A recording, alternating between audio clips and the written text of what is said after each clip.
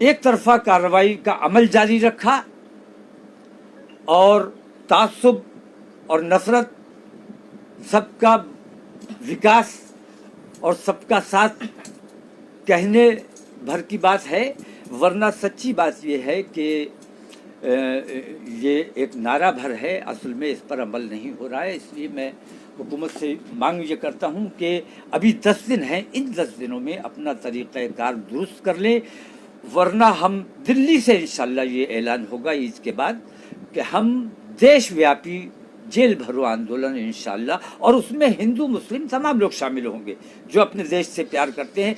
देशव्यापी जेल भरो आंदोलन जिसमें हर ज़िले से, हर सूबे से अपने देश की एकता और भाईचारे में यकीन रखने वाले लोग, और ख़ास तौर से मुसलमान समाज के लोग, क्योंकि जब तुम हमारे साथ रहना नहीं चाहते, हम कहीं जा नहीं सकते, पाकिस्तान हमें कबूल नहीं करेगा, बांग्लादेश हमें कबूल नहीं करेगा, चाइना हमें कबूल नहीं करेगा, हम कहाँ जाएं?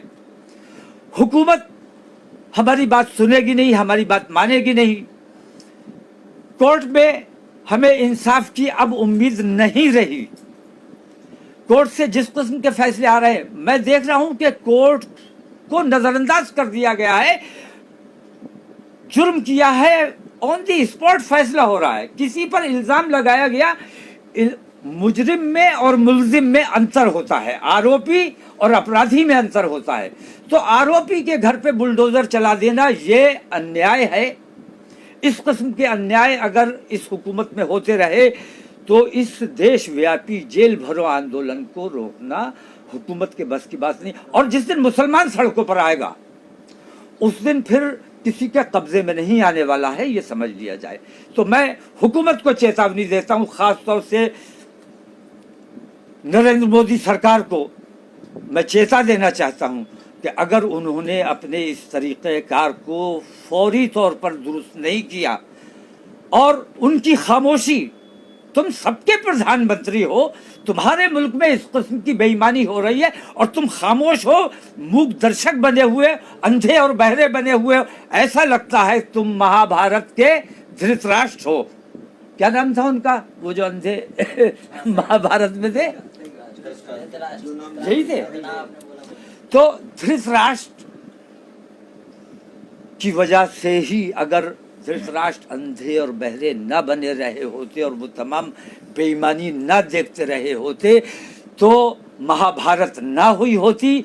और अगर नरेंद्र मोदी धृतराष्ट्र की भूमिका से बाहर नहीं आए तो हिंदुस्तान में भी महाभारत होने से कोई बचा नहीं सकता, क्योंकि आतंकवादियों के हौसले बहुत बुलंद हैं और पुलिस और प्रशासन और हुकूमत का सहयोग उनको बराबर मिल रहा है।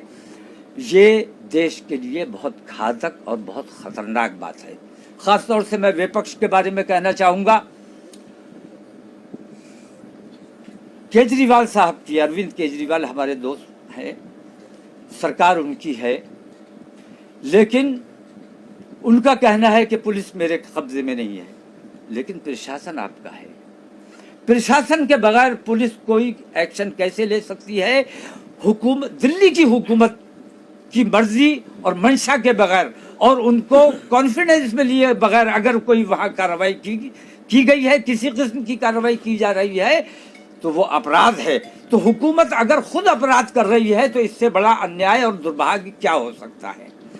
तो अखिलेश यादव मूक दर्शक बने हुए हैं। अरविंद केजरीवाल ने सारी जिम्मेदारी केंद्र सरकार पर डाल दी है।